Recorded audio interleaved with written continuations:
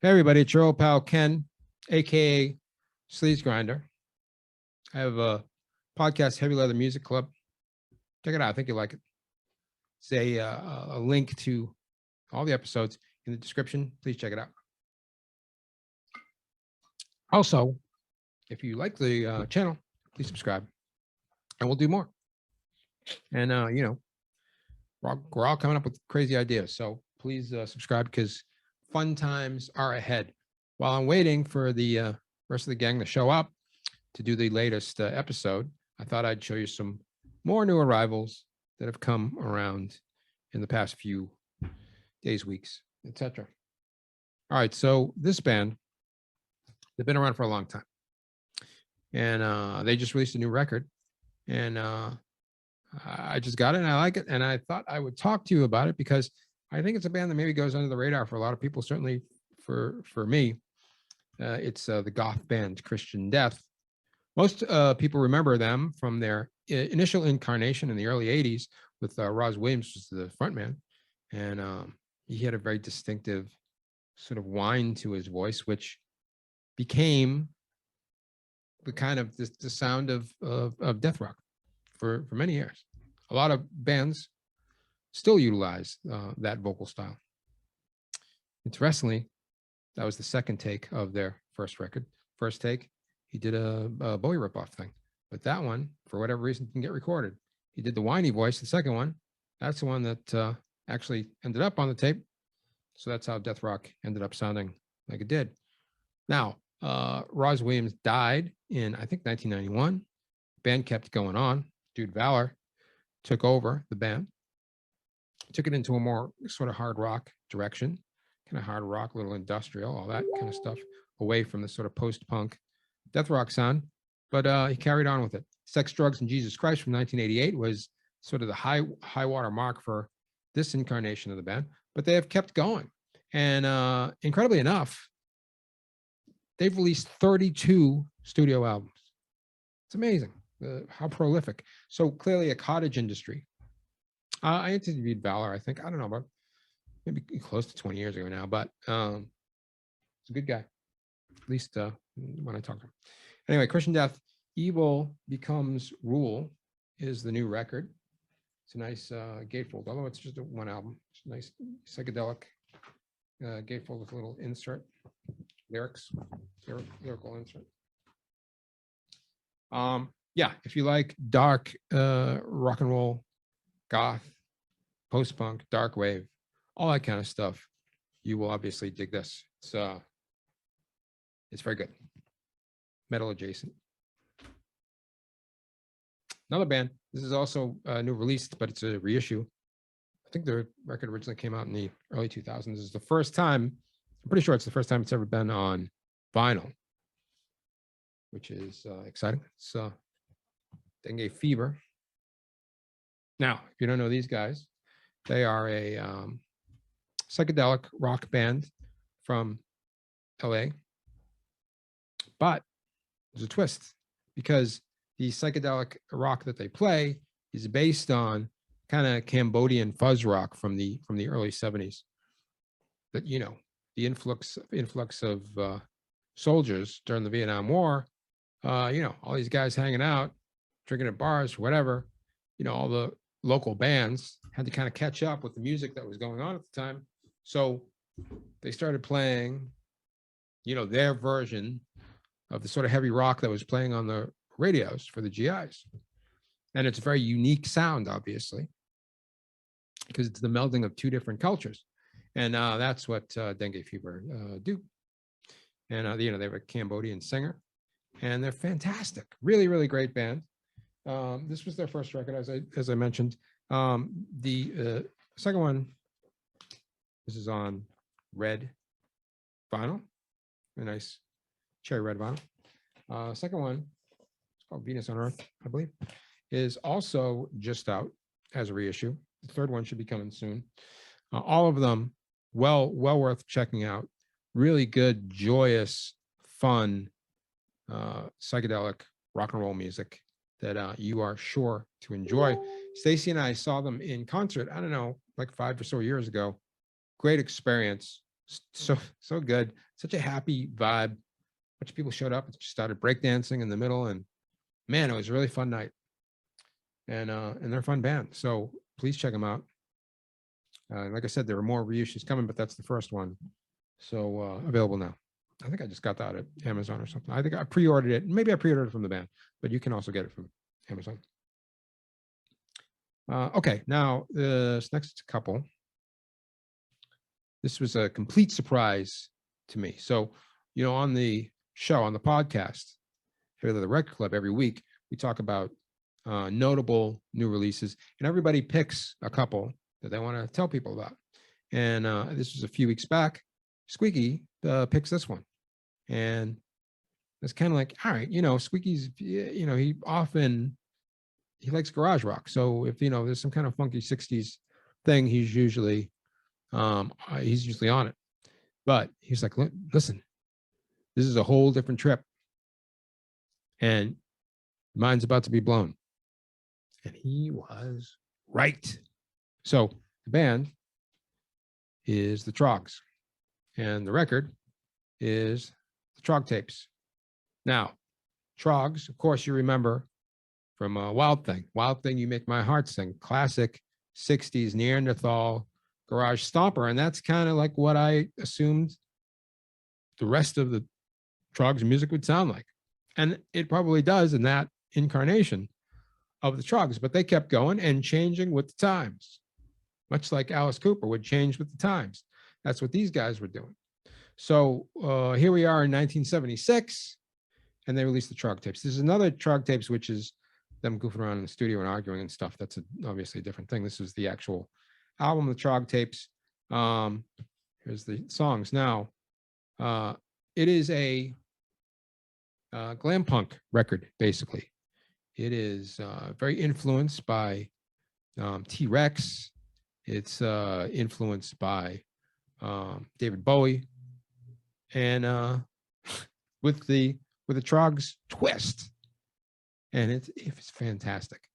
This song, just if you nothing else, please go and look up Supergirl, first song on side 2, because it is fantastic. It's like Donovan doing a really super groovy garage rock tune, and it is, oh man, it is great.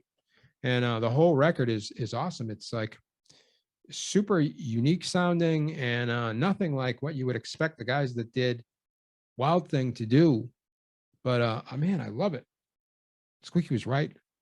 And then, I don't know, a week or so later, Stacy and I are out at Stereo Jack's in Cambridge, and we stumble on this one. It's another Troggs record, Black Bottom, from 1981 on New Rose Records.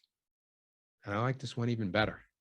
Now this one, they're still doing a little bit of a glammy thing, but now they've also gotten into a new wave thing. And it's so good. It's like it's also got a Mad Scientist Laboratory vibe, like something that Rocky Erickson would be super into, so it's got kind of like 50s B movie vibe to it as well, but really fantastic songs. This dude Reg Presley, man, what a singer. Really, really unique, and very, very different from, even just as good, but very, very different from the Trog tapes. And I got to tell you, man, I think that maybe you haven't, but I think most of us have been sleeping on the Trogs for too long. There's another record in between these two, I believe, that it's on the way. So maybe by the next time I talk to you, I'll have more info on it. But I have to say, man, these two have been a huge revelation, and I am a Troggs fan for sure. Love it.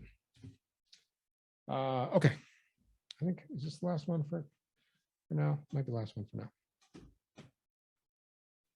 Not the biggest hardcore fan. Never really related to it that much. So I'm not that angry. But I do appreciate angry music for sure. And this band, they've been around for a while. and I just got hip to them, and I am loving all of their music. This is not their new record. This was their record before the new record. Got the new record too, but came out a couple months ago. So I'm kind of working backwards. Forget where these guys are from. Maybe New York. If they're not from New York, they certainly seem like they should be from New York. But they're called Terror. Look at that gold foil cover. Wow, what a beauty. It's called Trapped in a World. And it is just bludgeoning, stomping, pummeling hardcore from a bunch of heavily tattooed, muscle dudes who would probably knock your eye out for no good reason. And that's kind of what you're looking for in a hardcore record, right? And they deliver. It's on 45 RPM, so it sounds fantastic and moves really fast. It's on clear vinyl. It's on clear vinyl. And it's in and out in like 15 minutes, like a Circle Jerks record or something. And I love these guys, man. Again, it's not really my culture. I'm not that angry at anything. I don't want to pummel anybody. But sometimes I like to listen to other people that want to pummel people. And those guys fit the bill. I like them a lot. Still don't want to see them. I don't want to be in the same room with them. They sound dangerous. In fact, they even sound, just listening to them on the record, sounds like it's a little dangerous. But I love it. So here you go. Terror. Oh, one more. I'll give you one more, and then I'll see you in a bit. So I'm listening to Gimme Metal, which is a radio station, plays metal 24/7, all kinds of different DJs, all kinds of different genres. It's great. You can get it on on your phone or whatever. It's an app. Subscribe. Highly recommend it. So I'm listening to Gimme Metal one day, driving around. This band comes on. Holy smokes, blows me away. Now, it's a little difficult to sort of describe the band without sounding banal because they're the subgenre that they're in is basically stoner rock or riff rock or occult rock, doom rock, whatever.